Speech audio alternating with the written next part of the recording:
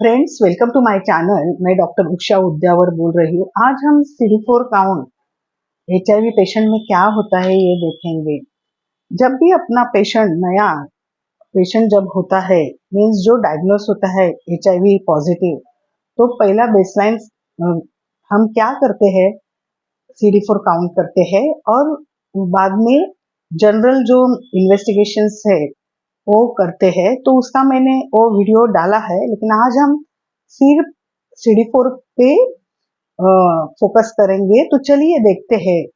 तो CD4 T cells क्या है? तो CD4 टी सेल्स ये अपने शरीर के सैनिक पेशियां हैं और वो अपने इम्यून सिस्टम फॉर्म करते हैं, मीन्स वो इम्यून सिस्टम बनाते हैं। जैसे अपना ये भारत देश है और कभी अलग अलग चाइना पाकिस्तान का अगर हमला हमारे ऊपर होता है तो हमारे सैनिक हमारे देश की रक्षा करते हैं, वैसे ही ये CD4 काउंट के जो T4 सेल्स है वो अपने शरीर में जब भी बैक्टीरिया आए या वायरसेस आए तो उनसे लड़ाई करके उनको मार देते हैं।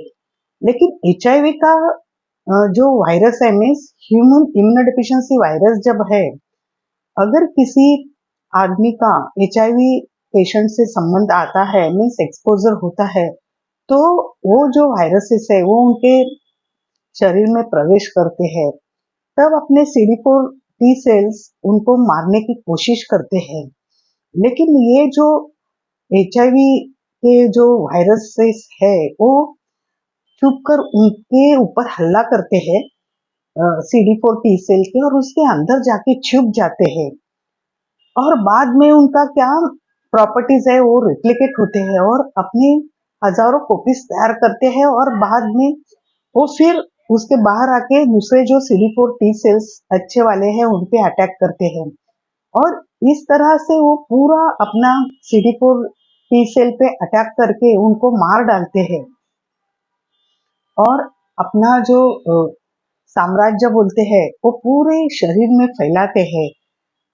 और इसके लिए वो इम्यून सिस्टम कम हो जाती है और जैसे ही इम्यून सिस्टम कम हो जाती है तो वो जो आदमी है जो HIV बाधित है वो अलग अलग रोग ही बोलते हैं ना, मीन्स उसका सामना करने के लिए सक्षम नहीं रहता है। मीन्स अगर उसको सादा फ्लू भी हो जाएगा तो बहुत बीमार पड़ता है, क्योंकि उसके शरीर में वो सैनिक सेल जो है टी सेल्स उसकी मात्रा ही कम हो जाती है।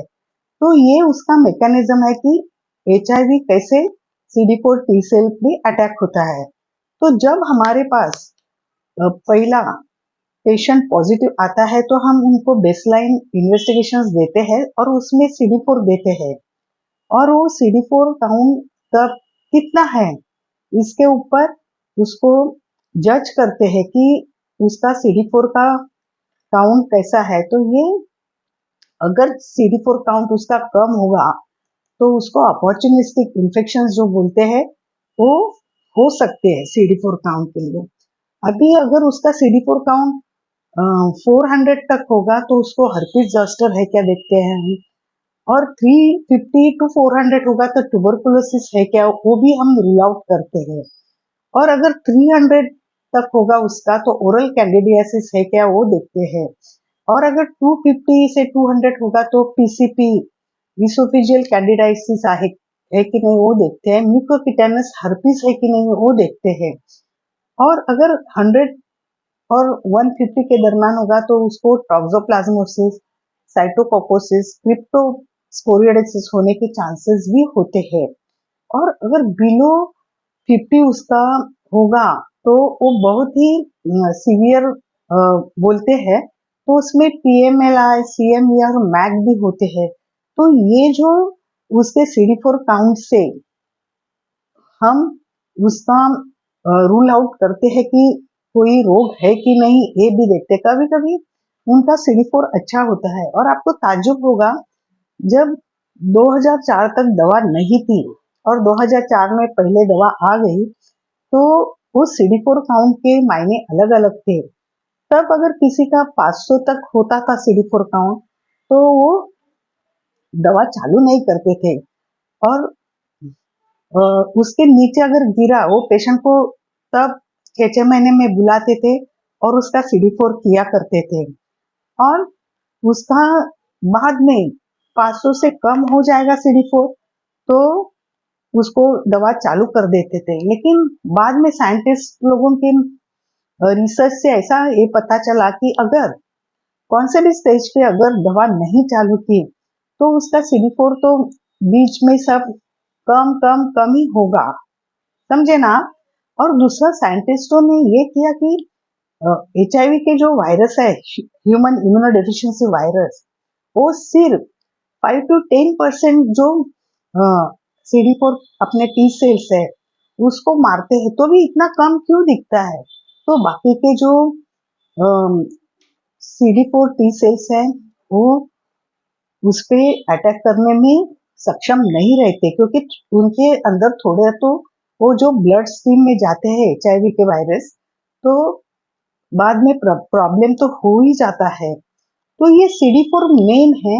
और मैंने आपको ये कौन से इसमें अपॉर्चुनिस्टिक इन्फेक्शन हो सकता है ये देखा है। तो मैंने बोला कि पहला बेसलाइन CD4 करते हैं, और अभी CD4 कितना हो, हम एज सुन एज वो HIV पेशेंट हमारे पास आता है तो हम ट्रीटमेंट चालू कर देते हैं। उससे क्या होता है, वो ट्रीटमेंट से वो जो मैंने बोला ये ट्रीटमेंट में वो HIV के वायरस मरते नहीं है, वो डॉर्मेंट होते हैं और उनका रिप्लिकेटिंग पावर जो है वो बंद हो जाता है।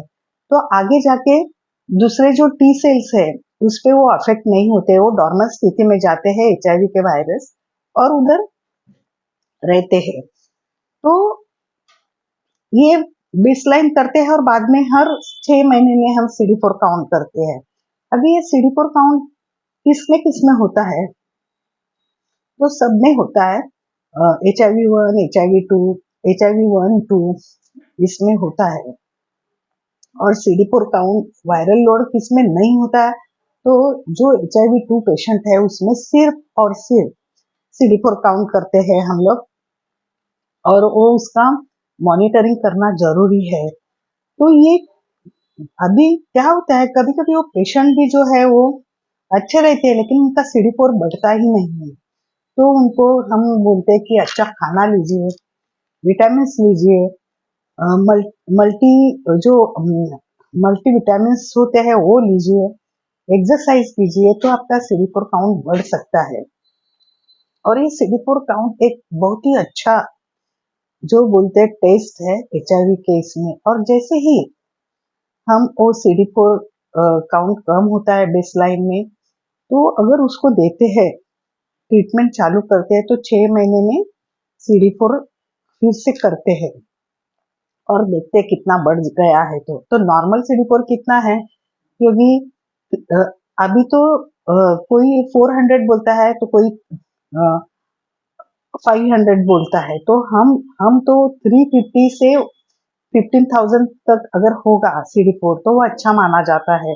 और 350 के नीचे अगर होगा तो उसको बढ़ाने के लिए हम सेपमैक्स देते हैं, और हर 6 महीने में फिर उनका CD4 काउंट करते हैं। और ये जो CD4 काउंट अगर पेशेंट में वायरल लोड HIV1 पेशेंट होगा और उसमें अगर CD4 काउंट और वायरल लोड दोनों भी अच्छे होंगे 3 साल, तो फिर सिर्फ वायरल लोड ही करते हैं, CD4 नहीं करते। लेकिन कभी भी CD4 मस्ट है, तो ये जब पेशेंट अगर पेशेंट दवा नहीं लेगा, सपोज वो दवा नहीं लेगा, एडिरेंस नहीं है, तो उसका जो ये होता है डिफॉल्ट होता है, तो उसका वायरल लोड बढ़ता है और CD4 कम होता है। तो जब हम पेशेंट LFU होते हैं, मीन्स लॉस फॉर फॉलोअप होते हैं, तो वो उनको ट्रैक बैक करने के बाद फिर उनका वायरल लोड भी करते हैं और CD4 भी करते हैं, और 3 महीने का उनको सेटअप काउंसलिंग देने के बाद ये दोनों टेस्ट उसके करते हैं।